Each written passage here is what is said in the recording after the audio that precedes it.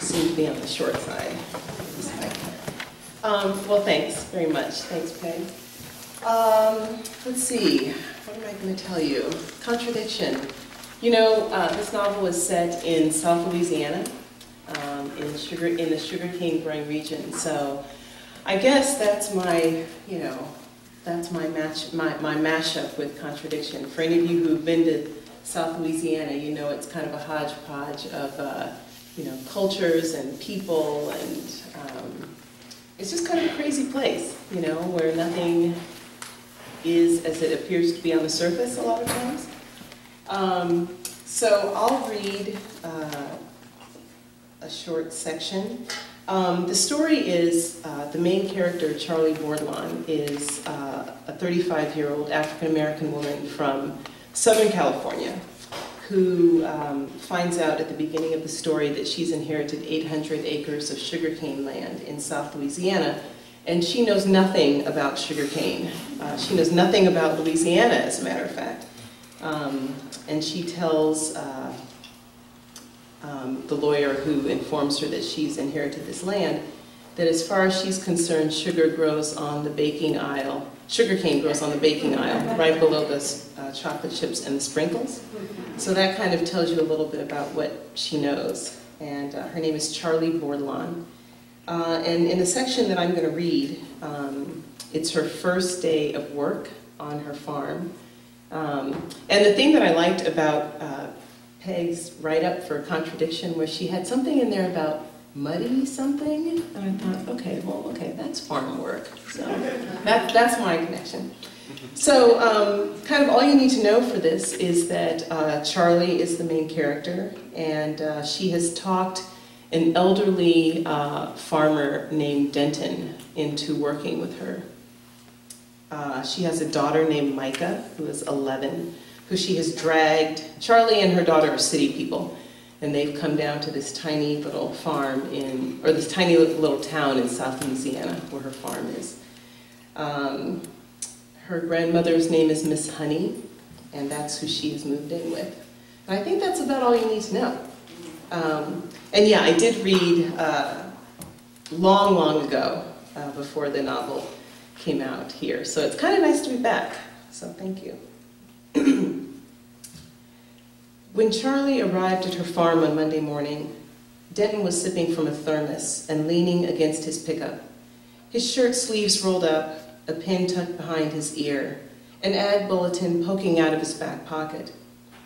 The sight of him made the day seem suddenly brighter, and Charlie kneed her door open, stepped out into the buzz of 1,000 unseen insects and sultry morning air.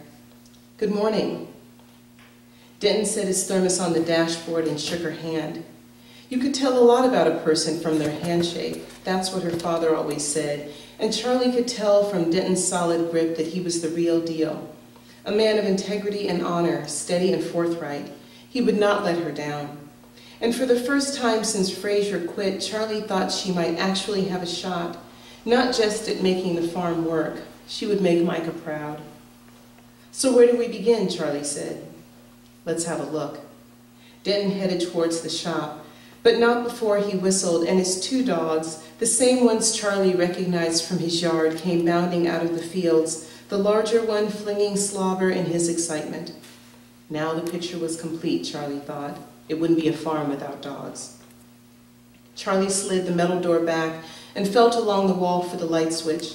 She still breathed through her mouth for the first few minutes after she entered, but Denton didn't seem to notice anything. In fact, he inhaled deeply, as though he were inhaling the homey aroma of fresh baked bread. He bent down to inspect an air compressor Charlie could actually identify, because there was one just like it, but smaller, at the gas station near her old house. Denton had barely touched the hose when the nozzle fell off in his hand. "It's bad, isn't it?" Charlie said. "I told you it was bad." Denton wiped grease off the air compressor with an old rag. "I've seen worse, but I've seen better." He moved from one piece of equipment to the next, calling out each machine's manufacturer, model, and function, all for Charlie's sake, followed by the list of parts he'd need to repair it, while Charlie recorded everything on a yellow legal pad. The Bailey drill press under a veil of cobwebs needed a timing belt, and they'd have to order a new output contactor for the MIG welder. They might as well pick up another workbench, Denton said, and a set of wrenches, and that bin of odd pipes under the window might just come in handy.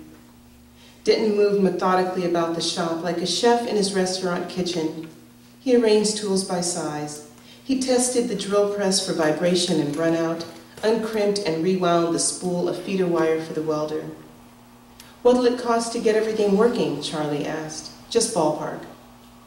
"It's too soon to tell." Denton had his doubts about the tractor out front.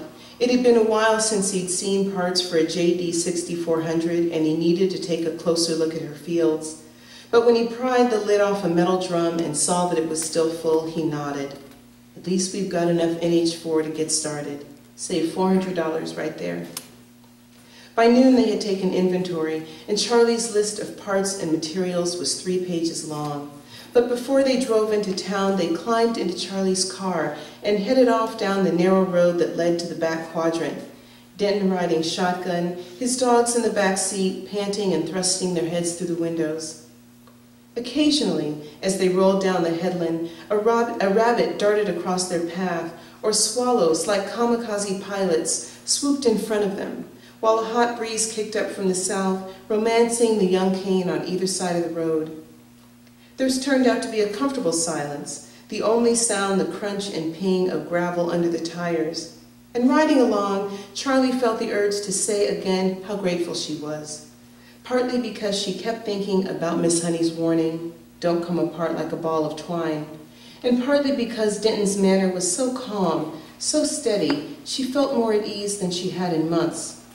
But also because if she kept going like she was going, a few more weeks and she'd have been back in Los Angeles, back in her mother's travertine castle, listening to Lorna say, "I told you so." And as far as Charlie could tell, Denton seemed equally at ease. He pointed out different varieties of cane as they rumbled past the fields: Louisiana 90 with its aqua-colored leaves and creamy stalks, Home Purple, which started off pale as green tea but turned to Bordeaux in the sunlight, and Denton's favorite, ribbon cane, with deep red and bright green striped barrels that reminded Charlie of an all-day sucker.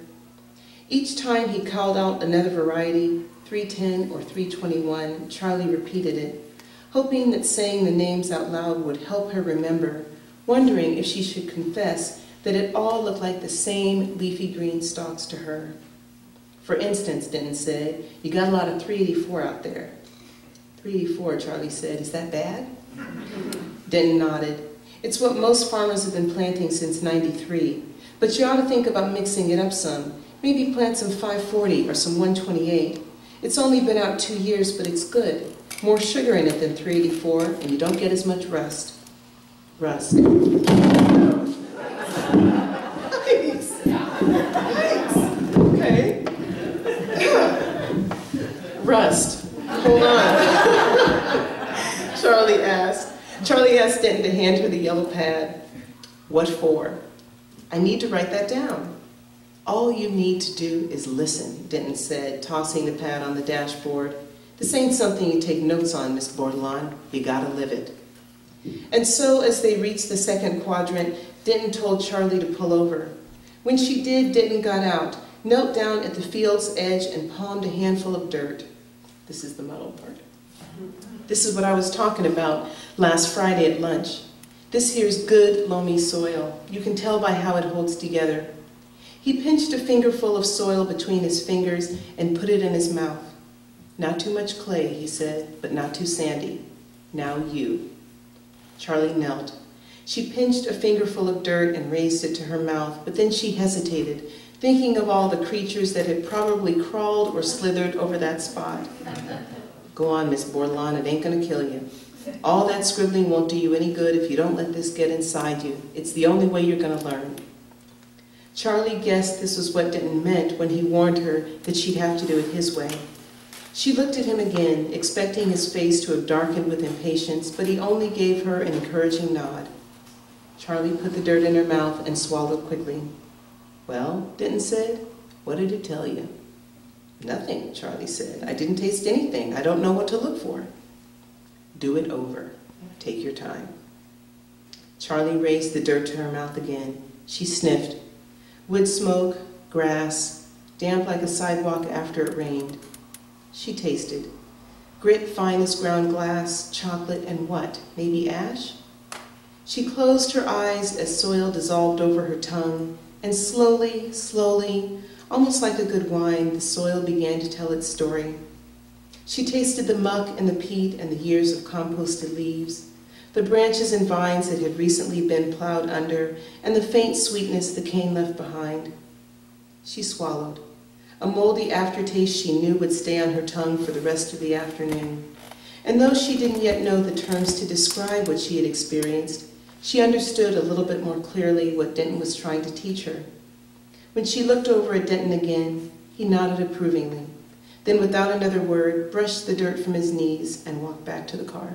Thank you.